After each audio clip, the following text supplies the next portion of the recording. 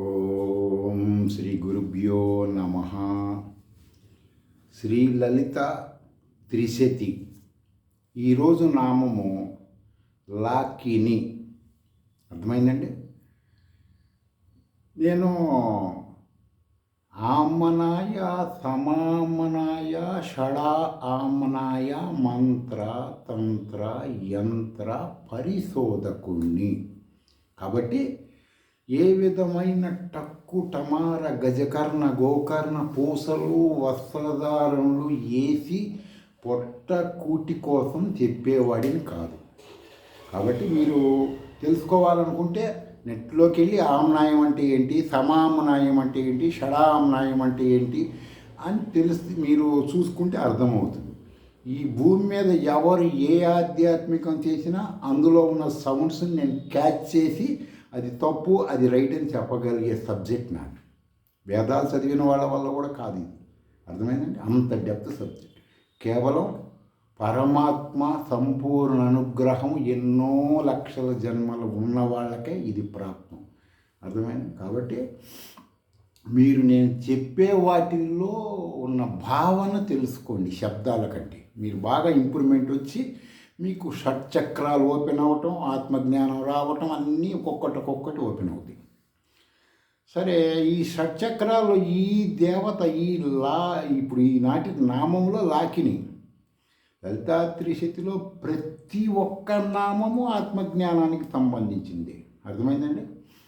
సరే, ఈ యొక్క దేవత పేరు లాకిని అంటే ఏంటంటే ఈరోజు నామం వివరణ కోసం ఇంకాస్త ఎక్కువగా మీకు క్లారిటీగా దృశ్య ప్రపంచంలో ఇవి చెప్పలేరు కదా. ఈ నామరూప దేవత యొక్క మంత్రము శుద్ధి సిద్ధి తెలుసుకుంటే దత్తాత్రేయ అనబడే ఇప్పుడు గురువులు దత్తాత్రేయ గురువు, తర్వాత ఆ గురువు ఈ గురువు అని ఏదేదో చెప్తుంటారు కదా. పామరులు, అజ్ఞానులు, అవిద్యాపరులు, శృతుల జ్ఞానము లేని వాళ్ళు. శృతుల జ్ఞానం ఉన్నవాళ్ళు ఎవరిని గురువు అంటారు, అది గుర్తుపెట్టుకోండి. శంకరాచార్యుల వారు ఇవన్నీ చెప్పింది మనకి ప్రస్థానత్రయం కొనుక్కుంటే మీకు ఇవన్నీ అర్థమవుతాయి. మీరు ఏ ప్రవచనాలు వినొద్దు, నెట్లోకి వెళ్ళి ప్రస్థానత్రయం చాలా బాగుంటుంది మీకు. మీ రూపాయి కూడా ఆధ్యాత్మికాన్ని వేస్ట్ అవ్వదు. ఏ గుడి, ఏ మసీదు, ఏ చర్చీలు, ఏ రకమైన వాస్తులు, ఈ ఆధ్యాత్మికానికి ₹1 ఖర్చు అవ్వకుండా ఉండాలంటే ప్రస్థానత్రయం మీకు అందులో అన్నీ వస్తాయి అన్నమాట ఈ విశ్వం గురించి. కాబట్టి అదంతా మీరు తెలుసుకోండి. ఇది లాస్ట్ జన్మగా భావించండి. ఇంక ఊరికి పద్దాక మనం మలమూత్రాలతో పుట్టడం సాటి లేకుండా ఉంటాయి మీకు తెలుసుకుంటే. సరే, ఈ యొక్క లాకిని అనబడే అటువంటి దేవత జ్ఞానం తెలుసుకున్న వాళ్ళు ఎవరు? దత్తాత్రేయుడు. తెలుసుకున్నప్పుడు ఆయన ఏం చేశాడంటే, ఆయన స్వానుభవ రీత్యా దత్తాత్రేయుడు అంటే ఆత్మజ్ఞానం. ఆయన కొంతమంది 4 కుక్కల వేదాల్లాగా ఆయన దగ్గర ఉంటాయి అని పిట్ట కథలు పొట్ట కూటి కోసం చెబుతారు ఆ మాటలన్నీ. వేదాల కుక్కల్లాగా ఆడి దగ్గర ఉంటాం ఏంటండి. వాడు అలాంటి దత్తాత్రేయుడు గారు లాంటి మోనార్కులు భారతదేశంలో గల్లీకి శ్రీ విద్యోపాసకులు ఉన్నారు. ఆయన పెద్ద టాప్ ఏం కాదు. అమాయకులు అజ్ఞానం పరులకి మాత్రమే ఆయన టాప్. ఆయన పుస్తకాలు చదువుకొని పుస్తకాలు అమ్ముకొని కోట్ల మంది బతుకుతున్నారు. తప్పు, శృతి విరుద్ధం. మీకు అనుమానం ఉంటే శృతిలోకి వెళ్ళి ఏ శృతిలో అయినా ఏ ఉపనిషత్తులో అయినా దత్తాత్రేయుడు పూజ చేయొచ్చా అంటే ఒక దత్తాత్రేయుడు చదువు సబ్జెక్ట్ వచ్చింది కాబట్టి చెబుతున్నాను. ఆయన ఒక సామాన్య మానవుడు. మీరు ప్రత్యేకంగా ఎవరో కొన్ని కమ్యూనిటీ వాళ్ళు రాసిన గ్రంథాలు నమ్మద్దు. వాళ్ళు ఉదరపోషణార్థం రాసి ఉంటారు. శృతుల్లోకి వెళ్ళండి. ఈ దత్తాత్రేయుడు ఎప్పుడైతే ఈ లాకిని అనబడే మంత్ర సాధన సిద్ధి పొందాడో ఇక బయటకు వచ్చేసి ఈయన ఒక వామదేవ మహర్షి. అంటే ఈరోజు ఎవరు శైవ మంత్రం ఉచ్చరిస్తున్నా దాని ద్రష్ట ఆయన ఈ యొక్క లాకిని మంత్రం అప్పట్లో వేరే పేరుతో ఉండేది. ఈ మంత్రం సిద్ధి పొందంగానే ఆయన బట్టలు మొత్తం ఇప్పదీసి దత్తాత్రేయుడిలాగా, అంటే మీకు అర్థమవ్వాలి ఇక్కడ దత్తాత్రేయుడు సపరేట్, నేనే సూర్యుడిని, నేనే మనువుని, నేనే ఇంద్రుడిని, నేనే విష్ణువుని, నేనే శివుని అని గంతులేసాడు. 4 రోడ్ల కూడల్లో గంతులేసినట్టు. అంటే ఉన్మత్తమైన ఆనందం కలుగుతుంది మానవుడికి. ఈ లాకిని అనబడే మంత్రసిద్ధి కలిగితే ఎట్లా అండి, ఎందుకని కలుగుతుందండి? మేము ఎంతోమంది చెప్పారు కదా, నేను ఆల్రెడీ వీటి గురించి మీకు ఫలానా చక్రానికి ఫలానా మంత్రం ఉంటుంది గతంలో మీకు చెప్పాను వీడియోలో. అయినా ఇప్పుడు చెప్తున్నాను. ఇది మా ప్రతి జీవికి తల్లి తండ్రి నుంచి వచ్చిన 2 చక్రాలు కర్మలు ఛేదించిన వాడికి 3వ చక్రమే లాకిని, మణిపూర చక్రం అంటారు. అక్కడ ఉంటుంది ఈ పవర్. మీరు అందరూ 2 చేతులు 2 కాళ్ళు అలా ఊహించుకోవద్దు, శృతి విరుద్ధం అది. ఈ పవరు తండ్రి మూలాధారం, తల్లి స్వాధిష్టానం, ఈ 2 చక్రాల్లో కర్మ కనుక మీరు అదేంటండి కర్మ అంటే వాళ్ళ పూర్వీకుల కర్మ కాదు. వాళ్ళు తిన్న ఆహారం, వాళ్ళు చేసిన పనులు, వాళ్ళు సంపాదించిన డబ్బులు, వాళ్ళకి తయారైన వీర్యము, ఆ వీర్యం ద్వారా మీరు పుట్టారు, అందులో ఉన్న దోషాలు కర్మలు అంటారు వీటిని. ఇవన్నీ రిమూవ్ కనుక అయితే 3వది మణిపూర చక్రం, వాడి పరబ్రహ్మ జ్ఞానం కలగటానికి మెయిన్ పోల్ లాంటిది ఇది. అర్థమైందండి? ఇప్పుడు కొంతమంది క్రీడాకారులు దూకుతూ ఉంటారు కదా, కర్ర పట్టుకొని జంప్ చేస్తుంటారు కదా, అలా జంప్ చెయ్యాలి మీరు అవతలకి వెళ్ళాలంటే ఈ లాకిని అనబడే చక్రమే మెయిన్. ప్రతి శ్రీ విద్యోపాసకుడికి, ప్రతి మానవుడికి ఇంపార్టెంట్. ఈ చక్రం అనేది ఒక పోల్ లాగా పట్టుకొని పరమాత్మ దగ్గరికి వెళ్ళగలుగుతావు, అలాంటి చక్రం ఇది. దీని మణిపూర అంటారు. సరే, అప్పుడు ఈ చక్రం గురించి తెలిస్తే ఏమవుతుందండి అంటే, ఈ చక్రం దాటితే, ఈ చక్రం వరకు ప్రారంభమైతేనే కొంత మొదలవుతుంది. దాటిన వాళ్ళకి ఎవరైనా కొన్ని కమ్యూనిటీల వాళ్ళు ప్రాచీన కాలంలో సనాతన కులం పేరుతో కొంతమంది గురువులు ఉన్నారు. వాళ్ళందరూ కొన్ని హోమియోపతి మందులు ఇస్తూ ప్రజలకి దగ్గరయ్యి కొన్ని ఆధ్యాత్మికాలకి వాళ్ళకి అలవాటు చేశారు. ఈ నామం మీరు రోజు తలుచుకోండి, ఇది చేయండి, అది చేయండి. ఇలాంటి అంధ పరంపర ఆధ్యాత్మికాలన్నీ పోతాయి, శృతి విరుద్ధమైనవన్నీ. ఎందుకంటే లేని గొడ్రాలి బిడ్డని, కుందేలు కొమ్ముల్ని ఎన్నాళ్ళు నువ్వు పూజ చేసినా ఉపయోగం ఉందా? లేదు కదా. అదే సూత్రం ప్రకారం నీలాగా మలమూత్రములు ధరించిన వాడు దేవుడు ఎలా అవుతాడు? అవడు కదా. కాబట్టి నువ్వు అది దేవుడు అనుకోవటం అంటే ఏంటి? దానికి గొడ్రాలి బిడ్డతో సమానం కదా. దేవుడు లాంటి వాడు అనొచ్చు, తప్పులేదు. ఇప్పుడు మనం రాముణ్ణి కృష్ణుణ్ణి పూజ చేస్తున్నామండి, వాళ్ళు భారతదేశంలో అనేకమైన అద్భుతాలు చేసిన మహానుభావులు, అంతవరకు తప్పదు, పూజ చేయాల్సిందే. వాళ్ళకు బిఫోర్ కూడా చాలామంది ఇప్పుడు నేను చెప్పేదంటే ఎప్పటి హిస్టరీ, శృతుల ప్రామాణికం. ప్రతి భారతీయుడికి ఏ కులంలో పుట్టినా వాడు ఏం చేయాలి? ఫోన్ ద్వారా నెట్లోకి వెళ్ళి తెలుసుకోవాలి, అప్పుడే మీకు జ్ఞానం వస్తుంది. ఈ మధ్య నేను విజయవాడ దుర్గ గుడికి వెళ్ళాను. అయ్యప్ప మాల వేసుకుని అక్కడ ఒక అతను పూజారి గారు, ఏమంటే అమ్మవారి కంటే అయ్యప్ప బాగా పవర్ లాగా ఉన్నాడు, వేసుకుంటాను నేను కూడా, అక్కడ ఎవరు ఉన్నారండి అంటే, ఉన్నారండి పలానా చోట, నేను చెప్పానని చెప్పండి, ఇంత డబ్బులు ఇవ్వండి మాల ఇవన్నీ కొనుక్కునేవాడిని అంటే. పవర్ ఆయన ఎక్కువ ఏమో ఎక్కువ అంటే మాట్లాడతా. నేను అన్నాను, ఏమయ్యా తింటున్నావు కదా, నాలాంటి అజ్ఞానులు ఈ గుడికి వచ్చిన వాళ్ళు అయ్యప్ప పవర్ అనుకుంటారు కదా, నువ్వు దుర్గగుడిలో ఉన్నావు కదా, చేయొచ్చు అట్లా. కనీసం ఈ యొక్క గుళ్ళో ఈ దేవత దగ్గర ఉన్నప్పుడు ప్రజల నమ్మకాన్ని కాపాడండి అయ్యా మీరు. నాలాంటి అమాయకులు అజ్ఞానులు ఏమనుకుంటారు? దుర్గా ఉపయోగం లేదు, అయ్యప్ప పవర్ అనుకోరా? అయ్యప్ప దగ్గర ఉన్నవాడేమో శివుడు మాల వేసుకుంటే, మీ పర్సనల్గా మీరు ఇళ్ళ దగ్గర మీ ఇష్టం వచ్చినట్టు చేయండి. మీ ఇంట్లో మీరు అయ్యప్ప మాల వేసుకోండి, దుర్గమాల. వృత్తి మీకు పొట్ట కూటి కోసం మీరు ఇక్కడ వృత్తి చేస్తున్నారు, పూజారి వృత్తి. అర్థమైందంటే పొట్ట కూటి కోసం. అజ్ఞానులు అవిద్యాపరులకు అది పవిత్రమైంది కావచ్చు. అర్థమైందండి? అవిద్యాపరులకి అజ్ఞానులకు అది పవిత్రం కావచ్చు. ఒక బార్బర్ షాప్కి వెళ్తే ఏమంటారండి? ఏమన్నా మన బంగారం అలాంటివి చేయించుకునే వాళ్ళు ఏమంటారు? విశ్వ బ్రాహ్మలు, నాయి బ్రాహ్మలు అంటే. అట్లాగే పూజారి బ్రాహ్మలు. ప్రత్యేకత ఎందుకు మీకు ప్రత్యేకత ఇవ్వాలి భారతీయులు? మీరంతటి మీరు రాసుకున్న గ్రంథములలో, మీరు స్వయంగా రాసుకుంది దేవత మంత్రంలో దాక్కుంటుంది, మంత్రంలో మేము మానోట్లుగా. ఏం మాటలు, పిచ్చి మాటలు కదా. శృతులలో ఎక్కడ ఉందా? లేదు కదా. కాబట్టి పూజారి వర్గం వాళ్ళ ఎవరినైనా మీరు వృత్తుల్లో ఉన్నవాళ్ళు ఆ వృత్తికి న్యాయం చెయ్యండి. అమాయకులు, అవిద్యాపరులు, అజ్ఞానులు ఏదో ఉందని ఇక్కడికి వస్తారు కదా, వాళ్ళ నమ్మకాన్ని కాపాడాలి. అర్థమైందండి? వాళ్ళ నమ్మకాన్ని నాశనం చేసే హక్కు మీకు లేదు కదా. మీరు ఇప్పుడు శివాలయంలో ఉన్నావు, నువ్వు అయ్యప్ప మాల వేసుకోవాలి, ఇక రెస్ట్ తీసుకో 40 రోజులు, మీ ఇంట్లో ఉండి మాల వేసుకో, పూజలు పురస్కారాలు చేసుకుని ఇష్టం.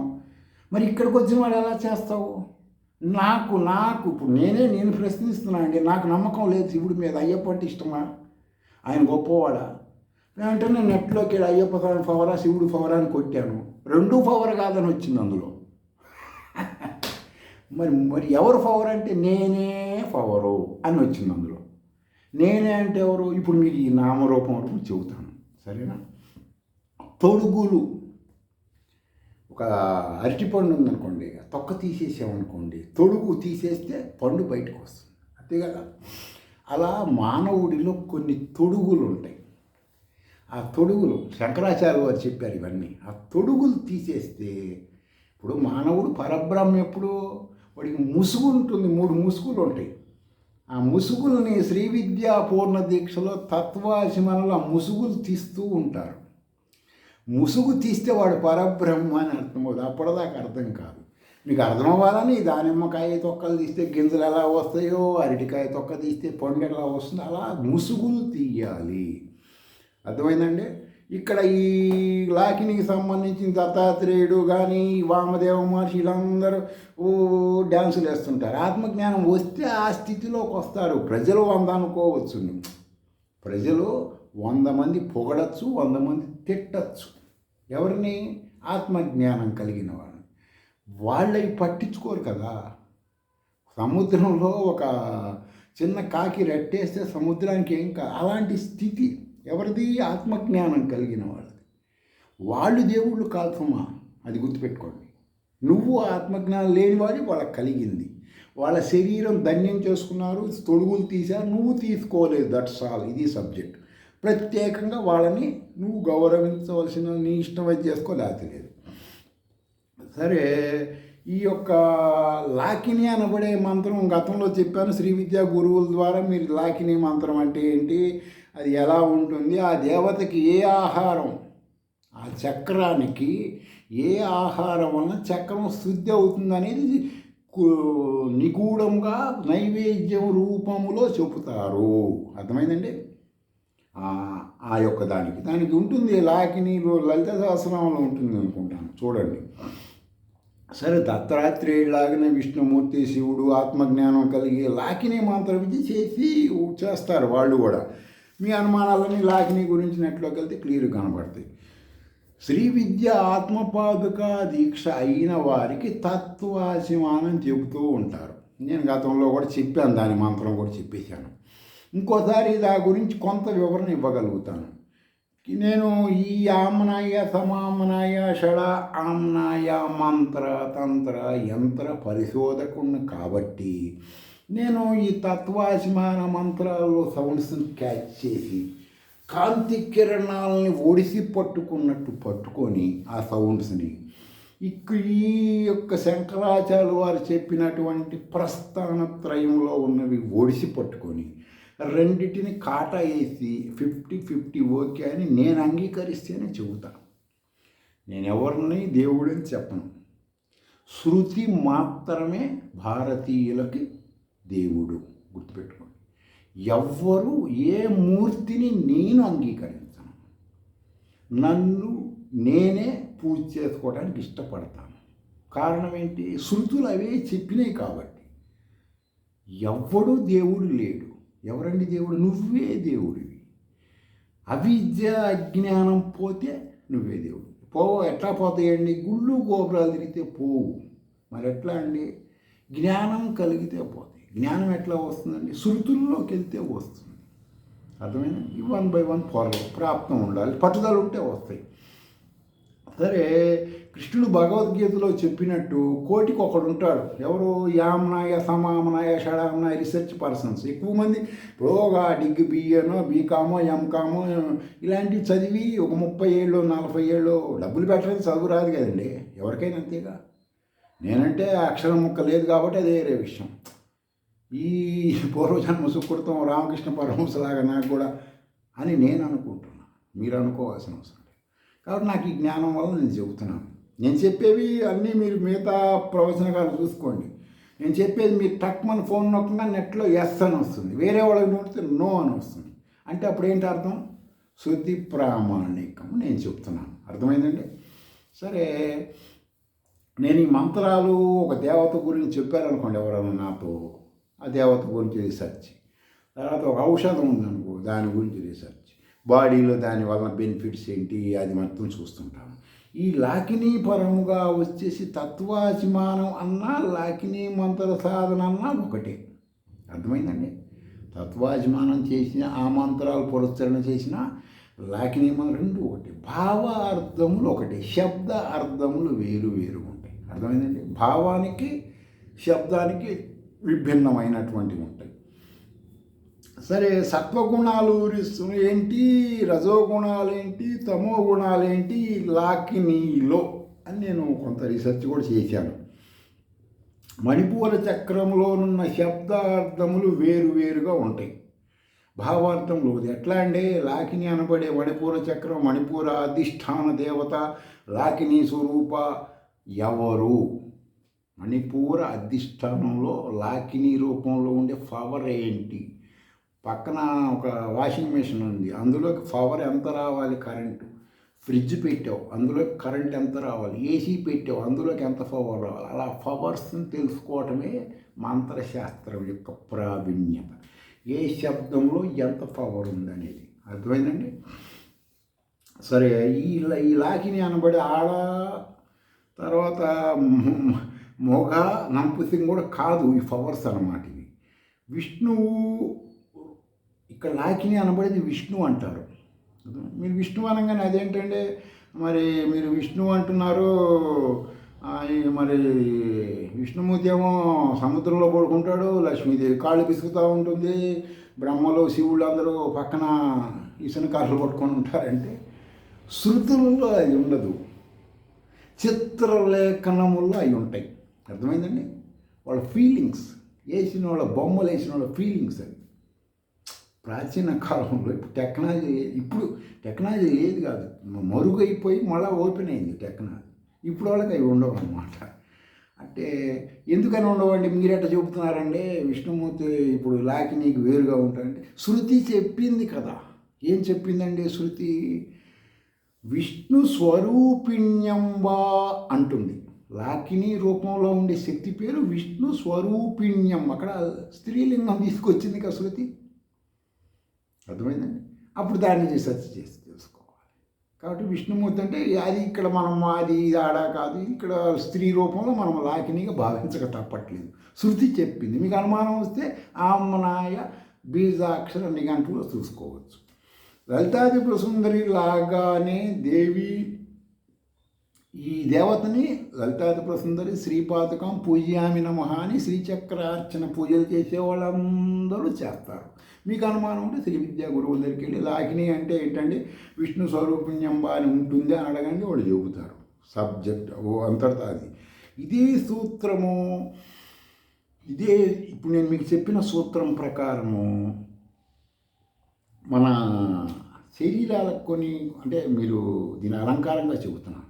బట్టలన్నీ ఇప్పుడు తీసేసారు, తొడుగులు తీసేసారు అనుకోండి, తొడుగులు అంటారు. ఒంటి మీద బట్టలు మాసుకు హెల్మెట్ కళ్ళోడు పెడుతుంటే గుర్తుపట్టలేరు కదా, మిమ్మల్ని ఎవరో గుర్తుపట్టుకొని ఉంటారు కదా. అదేవిధంగా పరమాత్మ నీలో ఉన్నాడని గుర్తుపట్టకుండా నీకు 3 తొడుగులు ఉంటాయి. ఆ తొడుగులు ఓపెన్ అయితే కానీ నీకు జ్ఞానం రాదు. అప్పటిదాకా ఎవరేం చెప్పినా విమర్శగా ఉంటుంది. అది ఓపెన్ అయితే నీకు విమర్శ ఉండదు, పొగడతా ఉండదు. ఇప్పుడు ఈ తత్వాచమనంలో చెప్పేది ఇక్కడ స్వాధిష్టాన మూలాధార మణిపూర చక్రాలకు చెప్పేది మొత్తం పరమాత్మ తొడుగులు. విశ్వడు తైజసుడు, ప్రాజ్ఞుడు అనబడే మూడు తొడుగులు ఉంటాయి మానవుడికి. వాడిని పరబ్రహ్మ అనబడే మానవుడికి 3 ముసుగులు ఉంటాయండి. ఆ ముసుగులు శ్రీ విద్యా పూర్ణ దీక్షతో కానీ ఆ ముసుగులు పోవు.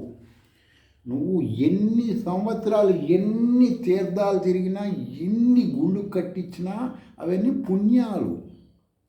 ఒక బావి తవ్వించావు పుణ్యం, ఒక అన్నదానం చేసావు కోటి రూపాయలు పెట్టి పుణ్యం. కానీ తొడుగు పోదు, అది గుర్తుపెట్టుకోండి. తొడుగు పోవాలంటే నువ్వు స్వయంగా కొన్ని శబ్ద విస్ఫోటములు ఆ తొడుగు మీద వేస్తూ ఉంటే తొడుగు మొత్తం భస్మం అయిపోతుంది. ఆ తొడుగులకి వచ్చేసి ఈ 3 పేర్లు చెప్పా కదా, ఈ ముగ్గురిని ఏమంటారంటే విరాట్, హిరణ్య గర్భుడు, ఈశ్వరుడు అనబడే ముగ్గురు. వీళ్ళు ఎక్కడుంటారండి ఈ ముగ్గురు? ఈ 3 తొడుగులు ఏంటనే మరి మాకు అర్థం కావట్లేదు. ముగ్గురు ఏదైనా కర్రగిర తీసుకుని కొడతామంటే కుదురుతుందా అంటే కుదరదు.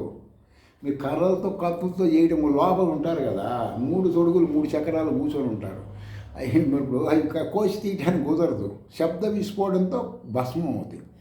ఎట్లా అంటే బ్రహ్మాండము, పిండాండము, భూమి అనబడే లోకాలకు తొడుగులు వీరు. ఈ 3 లోకాలకు వీళ్ళు తొడుగులు, ఈ 3 నువ్వే. వీళ్ళు మూలాధారము, స్వాధిష్టానము అనబడేటువంటి వాటిల్లో ఉంటారన్నమాట. తల్లకిందులుగా తపస్సు చేసిన ఏ విధంగా ఇప్పుడు వాళ్ళు చెబుతారు కండి, ఆసనం ఇవన్నీ ఆరోగ్యం పరంగా ఉంటాయి ఇవన్నీ కూడా. తర్వాత ముక్కులు గాలి పీల్చి గాలి పీల్చినా ఏది పీల్చినా శృతుల జ్ఞానం లేకపోతే ఏం ఉపయోగం ఉండదు. శృతుల్లో అవన్నీ ఉంటాయి, గాలి పీల్చిన వాళ్ళు కూడా శృతుల్లో ఉంటాయి కదా. తలకిందులు తపస్సు చేసినా కూడా నువ్వు ఏ విధంగా ఈ ముసుగులు పోవు. ఈ 3 చక్రాలు ఈ ముగ్గురు పోయారనుకోండి, వాడికి అప్పుడు యూనివర్సల్ పవర్ ఏంటో తెలుస్తుంది. అప్పుడుదా తెలియదు, ఎవరికి తెలియదు. నాకు తెలుసు, నాకు కూడా తెలియదు. తెలిసి చెప్పను కానీ నేను తెలిసినోడు చెప్పడానికి లాంగ్వేజ్ ఉండదండి. ఇప్పుడు ఫలానా భాష అంటే చెప్పగలం, భాష లేదన్నమాట. అదే రమణ మహర్షి టైపులో అనమాట. మౌనంగా ఉండటమే భాష దానికి. దత్తాత్రేయుడు అన్న, తర్వాత రమణ మహర్షి అన్న, మేధా దక్షిణామూర్తి వీళ్ళందరూ కూడా ఈ తొడుగులు పోయిన వాళ్ళే. తొడుగులు పోతే అలా ఉంటారు. తొడుగులు ఉన్నంత వరకు ప్రజలను ఆశీర్వదించడం, మంచి చెడ్డలు చూస్తూనే ఉంటారు. ఎవరైనా సరే, గల్లీ నుంచి ఢిల్లీ వరకు. గుర్తుపెట్టుకో, ఎవరు లీడర్ మోనార్క్ భూమి మీద ఆత్మజ్ఞానం కలిగినోడు ఉండడు. మా అజ్ఞానం అవిద్యతో మనం ఉన్నారనుకుంటాం. నేటి దుస్థి ప్రపంచ ప్రవచనకారులు ఈ జ్ఞానము మీకు చెప్పాలంటే, అర్థమైందండి? ఈరోజు దృశ్య ప్రపంచంలో ఉన్న ప్రవచనకారులు ఎవడైనా సరే, గల్లీ నుంచి ఢిల్లీ వరకు, ఇది మీకు చెప్పాలంటే కొన్ని దశాబ్దాల పాటు జిహ్వేంద్రియం, గుహ్యేంద్రియం మూసుకొని, జిహ్వేంద్రియం అంటే నోరు, గుహ్యేంద్రియం అంటే లైంగిక ఆలోచనలు, అవి కంప్లీట్ అసలు లేనివాడు రమణ మహర్షి లాంటి వాడు. మామూలు ఇక్కడ ఉన్న వాళ్ళు ఎవరు లేరుగా అంత సబ్జెక్ట్ వాళ్ళు. అందరికీ భార్యాపిల్లలు ఉంటారు, కానీ ఆ తర్వాత ఏదో గెటప్పులు సెటప్పులు వేస్తూ ఉంటారు. ఇవన్నీ శృతి విరుద్ధమైనటువంటి. ఆయనలాగా ఉండాలి, అర్థమైందండి?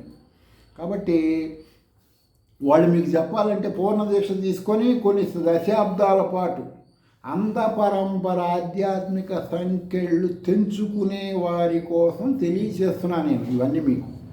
ఏమండి, మీరు ఇప్పటిదాకా అనేకమైనటువంటి వాళ్ళ దగ్గరికి ఇలా పూజలా వ్రతాలు ఏమీ ఉపయోగం శృతుల్లో ఉండవు.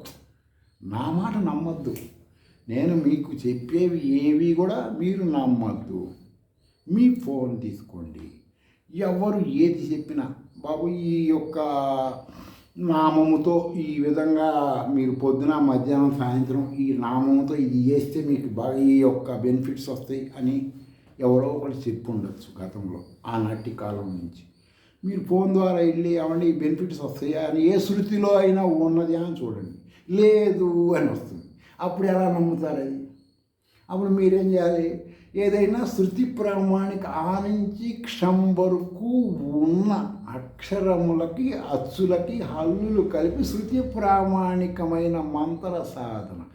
మంత్రము అంటే ఆలోచన చేస్తే నాకు పెళ్ళి కావాలి, ఏ ఆలోచన? పెళ్ళి కావాలనే మంత్రం. డబ్బులు కావాలి, డబ్బులు అనే ఆలోచన. ఆ విధంగా ఆలోచన చేయటమే మంత్ర సాధన. అర్థమైందండి? కాబట్టి మీరు ఆలోచించండి. ఇంకొకటి ఇంకా మీకు ఇంకా కొంచెం డీప్గా కూడా చెప్తాను. ఇవి మీరు అర్థం చేసుకుంటారన్న భావనతో నా టైం వేస్ట్ చేసుకొని చెప్తున్నాను. కలన అంటే వశత. కలన అంటే కాలానికి వశమై ఉండటం. అర్థమైందండి?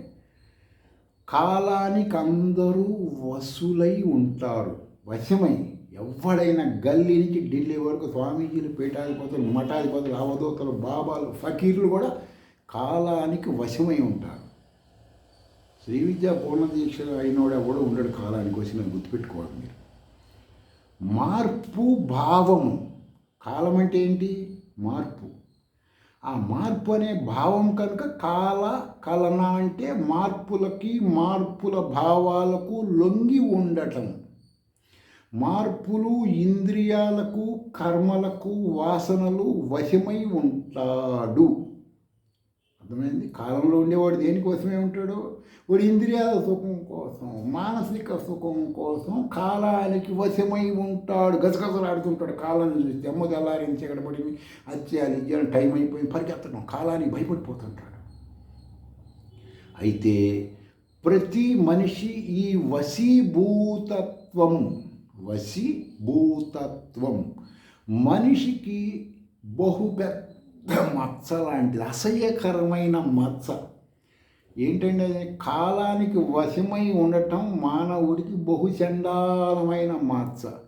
ఎట్లా ఉంటుందండి ఆ మచ్చ అంటే బొల్లి కన్నా, కుష్టు కన్నా చాలా చెడ్డది ఇది. కాలానికి వశమై మానవుడు ఉండటం అంటే ఏంటి? ఇంత అసహ్యకరమైన సంఘటన.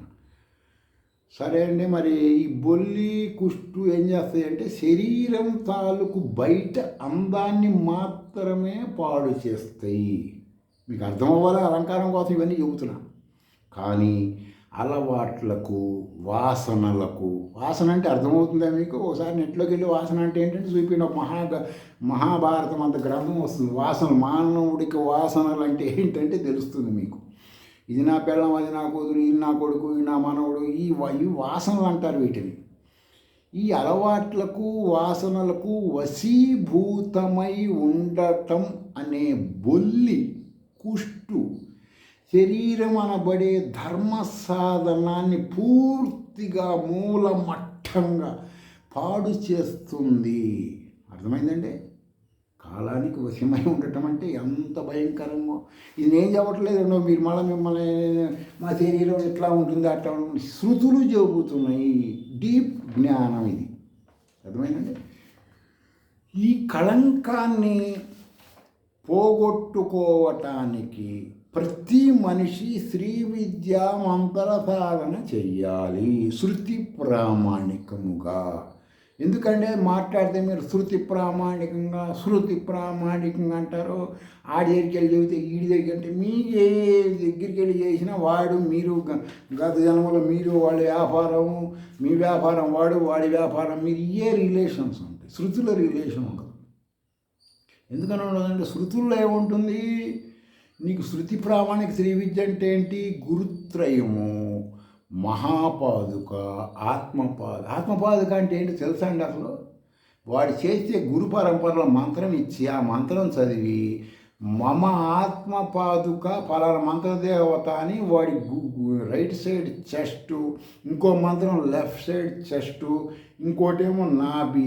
త్రికోణము శ్రీ విద్యలో పరమేశ్వరి ఏ విధంగా త్రికోణంలో ఉంటుందో ఆ విధముగా నాభి నుంచి చెస్ట్ వరకు త్రికోణం వేస్తే పై కోణం శివుడు, కొంత కోణాలు కిందకుంటే పరమేశ్వరి లాగా 3 కోణాలలో 3 మంత్ర విద్యలతో 3 గురుత్రయ ప్రామాణికంగా ఆత్మపాదుకని ప్రవేశపెట్టడం, ఆ దేవత ఆత్మపాదుక ఈ కోణంలో పెట్టడం.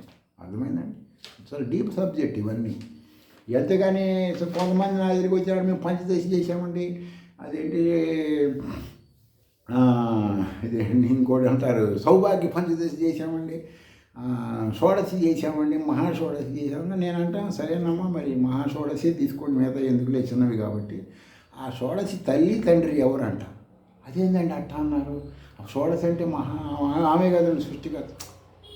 శాస్త్ర ప్రామాణిక మంత్ర సాధన నుంచి అడుగుతున్నా, చెప్పండి మీరు.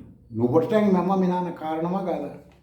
మీ అమ్మ మీ నాన్న లేకుండా నువ్వు భూమి ఆకాశం తీసుకొని పుట్టావా? పుట్టలేదుగా. అలాగే నువ్వు మనిషివి, నేను ఆడ, నేను మొగ, నేను డబ్బులోనని, నేను పలానా కులం అని నీలో ఉంది కదా. ఇంకా అప్పుడు నువ్వేం చెప్పాలి? చెప్పాలి కదా, ప్రామాణికంగా చెప్పాలి. ప్రతి మంత్రానికి తల్లి, తండ్రి, దేవత చెప్పాలిగా. చెప్పకుండా అధిష్టాన దేవత వేరే ఉంటారు, చేసే మంత్ర దేవత వేరే ఉంటారు. అర్థమైందండి? ఇప్పుడు ధూమ్రవారాహి చేస్తున్నాం అనుకో, ధూమ్రవారాహి దేవత ఎవరండి?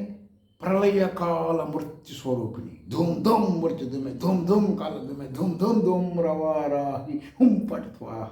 అర్థమైందండి? మంత్రంలో దేవత, ఇప్పుడు నేను చెప్పిన మంత్రం దేవత ఎలా ఉంది? ధూమ్ర రూపం ఉంటుంది. అక్కడ అలా లేదు కదా, అక్కడ ఇంకో రూపంలో చెప్పారు కదా ఋషులు షడంగాల్లో. ఇవన్నీ తెలియకుండా నువ్వు షోడశి చేశానండి, ఆవ చేశానండి, ఇవన్నీ చెబుతాయి నా దగ్గరికి వచ్చి నా టైం వేస్ట్ చేసుకొని. కాబట్టి అట్ట కదండి. మరి ఏం చేయమంటారు? నువ్వు ఎవరి దగ్గర తీసుకోవాలి, దగ్గరికి వెళ్ళి అడగాలి. నీకు ఎవరు చెప్పారు మంత్రం వాళ్ళు అడగాలి. అని మంత్రానికి తల్లి ఎవరు, తండ్రి ఎవరు, షడంగాలు ఏంటి? శృతి ప్రామాణికంగా అయితేనే, శృతి విరుద్ధంగా అయితే ఉండదు. ముందుగానే చెప్తున్నాను, శృతి విరుద్ధంగా పొట్టకూటి కోసం వాటికైతే మంత్రాలు ఉండవు. మరి ఇంకా ఏదన్నా ఉంటే అస్సలు ఏమి బాహ్య స్మృతి లేని వాడికి షడంగాలు అవసరం లేదు. అది కూడా చెబుతున్నాను. బాహ్య స్మృతి అంటే బట్టలు ఎప్పుడు తీసుకుని వాళ్ళ మీద తిరుగుతారు. దత్తాత్రేయుడు, తర్వాత రమణ మహర్షి, అలాంటి వాళ్ళకి షడంగాలు అవసరం లేదు. గుర్తుపెట్టుకోండి. మిగతా వాళ్ళకి కావాల్సిందే. మీరు ఆలోచించండి. సరే, నేటి దృశ్య ప్రపంచానికి సంబంధించినటువంటి ఇప్పుడు మీకు తొడుగులు కొన్ని చెప్పాను కదా, పలానా పలానా అని. వీటినన్నిటినీ మేము మనుషులము, పలానా పేరు కలిగిన వాళ్ళము, ఇవన్నీ కూడా ఈ తొడుగులు పోతే, తొడుగులు ఎప్పుడైతే నువ్వు పగలగొట్టుని తీసేస్తావో, నీటి కణములు అనే పేరు ఉన్నవి సముద్రములో, ఆత్మ సముద్రములో కలిస్తే ఏ విధముగా ఏకత్వాన్ని పొందుతాయో, ఈ లాకిని మంత్ర సాధన సిద్ధి పొందితే ఆ విధంగా అవుతాము. అర్థమైందండి? నువ్వు సంవత్సరం 10 ఏళ్ళకోసారి 100 ఏళ్ళకోసారి గంగానదిలోకి వెళ్ళి మునుగుతావు కదా, పరమ పవిత్రం దీని మించింది లేదని. ఆ గంగానది వెళ్ళి సముద్రంలో కలిస్తే ఏమవుతుంది? గంగా లేదు, గింగా లేదు, దాని పేరే ఉండదు.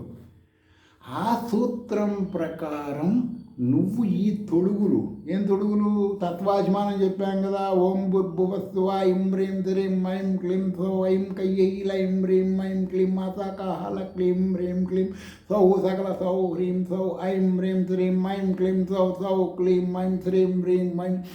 మమ ఆత్మతత్వం విశ్వాత్మికం స్థూల దేహం పరిశోధయామి జుహోమి స్వాహ. ఇలా ఒక తొడుగు పోతుంది.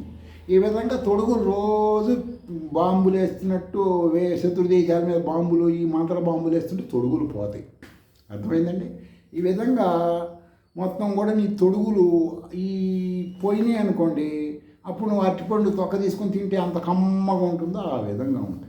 ఇది నేను చెప్పినవన్నీ ఆలోచించండి. ఇందులో ఉన్న భావ అర్థాలు తీసుకోండి, శబ్దాలని తీసుకోవాకండి. భావం ఏంటో తీసుకోండి. నేను ఆడ, నేను మొగ, నేను కులము, డబ్బు అని తీసుకోవాకండి. ఈ జ్ఞానం మీరు ఏ ఊళ్ళల్లో ఉంటున్నారో ఆ ఊళ్ళల్లో శ్రీ విద్యా ఉపాసకుల దగ్గర ఉంటుంది. డబ్బులు పెట్టి కొనుక్కోండి. ఊరికే వాళ్ళు చెప్పరు. మీరు మీ యొక్క అతి తెలివితేటలతో ఆ గురువుల దగ్గర ప్రవర్తించద్దు. మీరు ఎంత పొగిడినా వాళ్ళు పట్టించుకోరు. కాబట్టి మీ జ్ఞానం కావాలంటే డబ్బు పెట్టి కొనుక్కోండి. నేటి దేశమాన కాలమాన పరిస్థితులు ఇచ్చా వేరే మార్గం లేదు. స్వస్తి.